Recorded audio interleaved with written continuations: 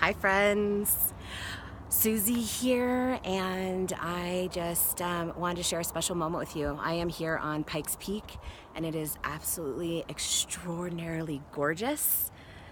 And I just actually had a client call me because I had a virtual session, a virtual clutter freedom session with one of my clients, and what an extraordinary experience to be literally helping my client with the most amazing energy. This is a client that really is, she's a woman who is experiencing a huge transformation in her life. She is very passionate and has a sense of calling now with her work, and it's requiring her to grow into more of having a greater sense of herself and breaking limitations so that she can be more expansive in her life and in the work that she passionately does. So a lot of what's been a struggle for her is actually slowing down, and a lot of women struggle with this. We're constantly feeling stressed all the time, and we want to control things, and we want to we want to control things, I think, quite simply, because uncertainty is a hard place to live in. And my bliss trip has really taught me so much about really being in the present moment and being able to be more expansive in my life so that I can be more of a positive influence or inspiration, because there's so many wonderful people and experiences I've had that have been inspiring to me, and I just feel like I just want to share my life and hopefully inspire someone, because I'm in transformation also, and it's the work that I do in helping women transform in their lives. And so anyways, I have one thing that I want to share with you, because it came up in this session and it's something that I teach. So I want you to just take a moment, and with all my clients, before we get started, I always have them take a few breaths of joy, is what I call it. So if you could just take a few moments and just go ahead and breathe in through your nose and out through your mouth, and I want you to just imagine joy for a moment. Just calm yourself into that relaxing state of joy.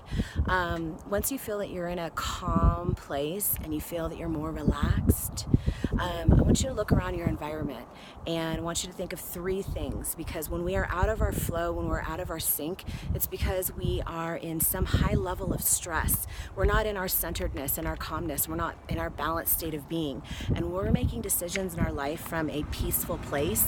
We're making peaceful potentials for our future.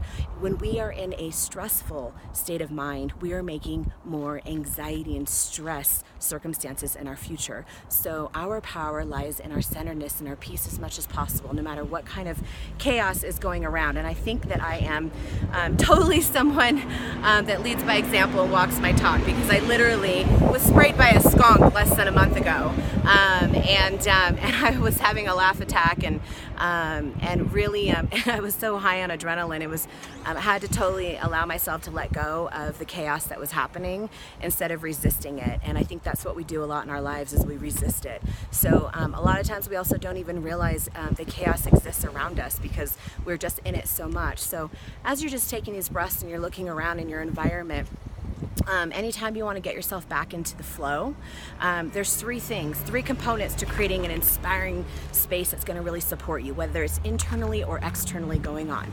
So here's the three things. The first one is that you've got to feel good. You got to get yourself back into feeling good. And that's where, if you just take a few breaths and get yourself in a calm place, you're going to be feeling good again. And when you're feeling good, you're going to be opening yourself up.